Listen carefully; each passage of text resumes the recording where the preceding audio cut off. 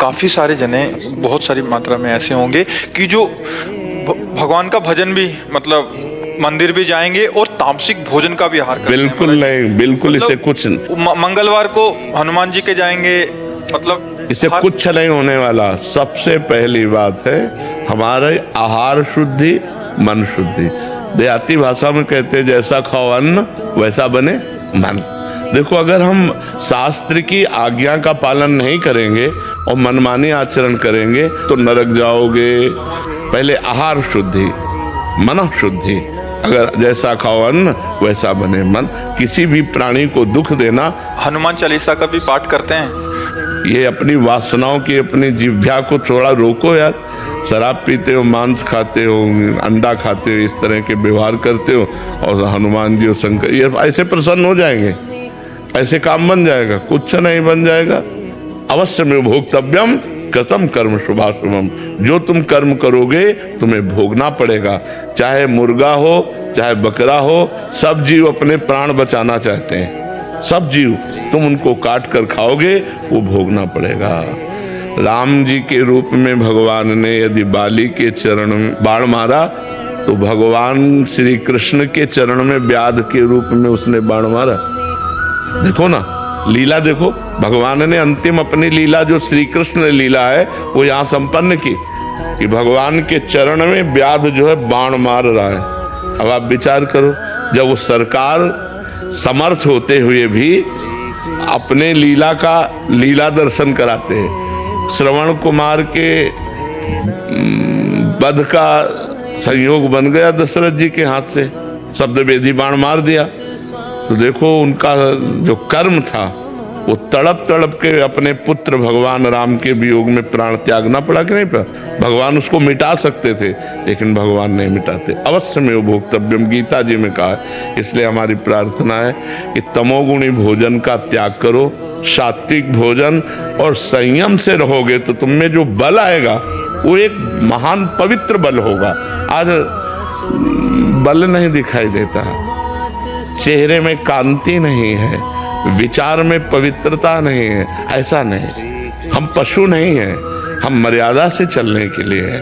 हमारी मर्यादा बनाई गई, शास्त्र मर्यादा हमारी कानून व्यवस्था है। यदि हम शास्त्र मर्यादा से चलेंगे, शास्त्र कानून से चलेंगे तो हमारा मनुष्य जीवन सार्थक हो जाएगा, नहीं तो निरर्थक हो जाएगा। जैसे आजकल बच्चे कहते हैं हम स्वतंत्र हैं। नहीं, स्वतंत्रता नहीं। माता पिता की आज्ञा की परतंत्रता, शास्त्र की आज्ञा की परतंत्रता, गुरु की आज्ञा की परतंत्रता, कानून की परतंत्रता, अगर ये स्वीकार करोगे तो स्वतंत्र हो जाओगे। अगर मनमानी करोगे तो परतंत्र हो जाओगे। मनमानी स्वतंत्रता नहीं होती, मनमानी इंद्रियों की परतंत्रता होती। जो इंद्री कहती वही हम कहते हैं। आप अपने को स्वतंत्र समझते हैं, इंद्रियों के गुलाम, मन के गुलाम, तो स्वतंत्रता कहाँ है? स्वतंत्रता तब होगी जब हमारी बात पुनः समझ ले। शास्त्र आज्ञा के अधीन चलोगे, गुरु के अधीन चलोगे, संतों की वाणी के अधीन चलोगे। भगवान शास्त्र और संतों के रूप में विराजमान है तो आप स्वतंत्र हो जाओगे, माया मुक्त हो जाओगे। तो आचरण और भोजन ये दो का बहुत बड़ा योग है। अगर हमारा भोजन ठीक तो हमारे आचरण ठीक होंगे, हमारे आचरण ठीक तो हम भगवान को प्रसन्न कर सकते हैं। गंदा आचरण। अभी कल परसों ही एक प्रश्न आया था कि गांव देहात में महाराज जी क्या है कि छोटे छोटे देवी जी के मंदिर हैं और गांव में किसी के घर में बच्चा हो रहा है या शादी हो रही है तो महाराज जी बकरा लेके और फिर उसका वो करते हैं, बलि देते हैं। फिर महाराज जी फिर पूरे गाँव वाले आते हैं, फिर पूरा मांस वो करते हैं। मंदिर भी जा रहे हैं महाराज जी, देवी की आराधना भी कर रहे हैं। ये सब भोजन, ये आसुरी वृत्ति है, इससे भगवत प्रसन्नता नहीं होती। हम सबको बताना चाहते हैं, जगदम्बा को जगत जननी कहते हो तो बकरे की भी माँ है। जगत जननी है ना, माँ अपने पुत्र की बलि से प्रसन्न कैसे हो सकती है? हमें तो नहीं समझ में आता। और जब वो जगत जननी है तो बकरे की भी माँ है, वो भैंसे की भी माँ है, वो गाय की भी माँ है। वो माँ जो जगत माता है वो अपने पुत्रों की बलि से प्रसन्न कैसे हो सकती है? अगर वो प्रसन्न होती तो तुम्हारा मंगल हो जाता। किसका मंगल हुआ बकरे की बलि चढ़ाकर?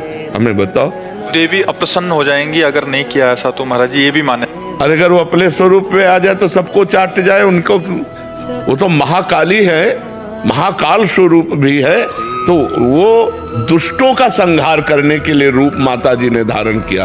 वो दुष्टों का खून पिया, जो संसार के पवित्र जीवन जीने वालों के लिए वो मृत्यु काल रूप थे, जैसे महिषासुर, शुम्भ निशुम्भ, रक्त बीज। माता जी ने इनका संहार किया। इन बकरी बकरों का थोड़ी संहार करने से माता जी प्रसन्न हो जाती है। ये तो मूर्खता है, कोरी मूर्खता है। कभी माता जी प्रसन्न नहीं होती। हमें लगता है कभी ऐसे कार्य नहीं करने चाहिए और ये सोचो कि माँ प्रसन्न हो जाएंगी, मुझे ऐसा नहीं लगता।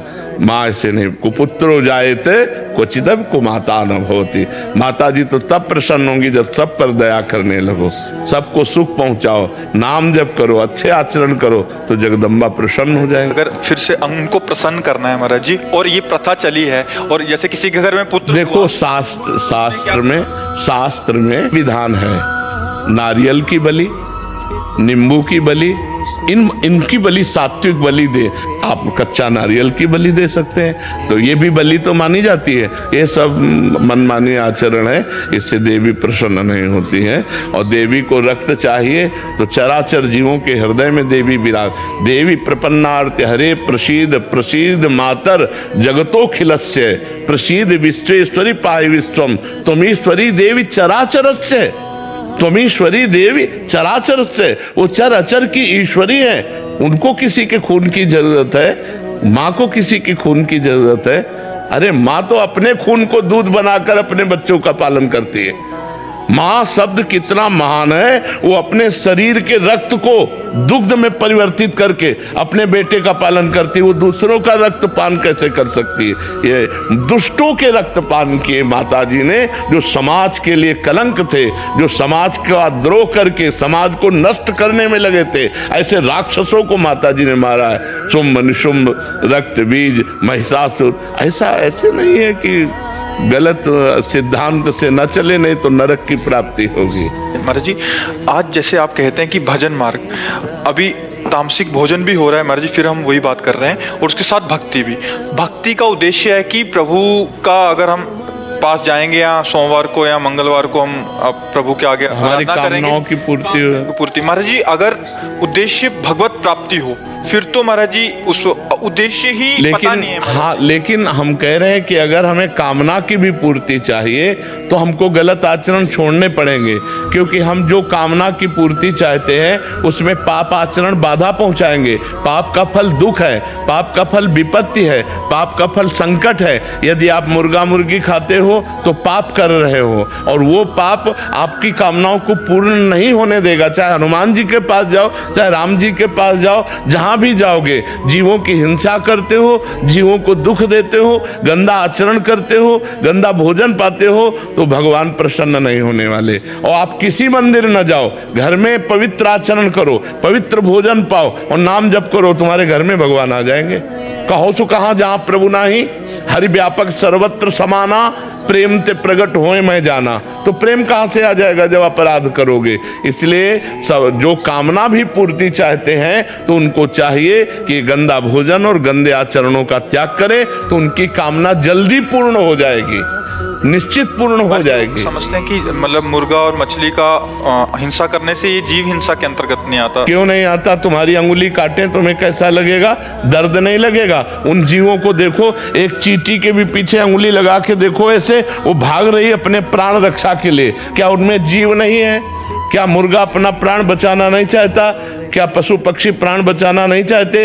और जिनको ये है कि अगर हम खाएंगे नहीं तो सृष्टि बढ़ जाएगी, तो तुम अपने बैलेंस की चिंता करो। तुम्हारा बैलेंस जब परमात्मा बनाएगा तो तुम्हारे होश उड़ जाएंगे। वो परमात्मा का 3 कार्य है: सृष्टि रचना, सृष्टि पालन करना और सृष्टि का संहार करना। वो भी अपने आप में लय कर लेता है।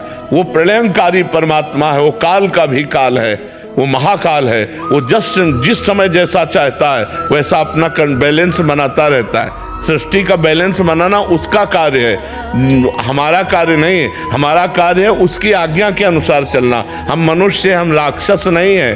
तो हमें सबसे प्रार्थना है कि मांस, मदिरा, अंडा, पराई स्त्री से बेविचार, इनका त्याग करो तो तुम्हारा जीवन सुखमय हो जाएगा।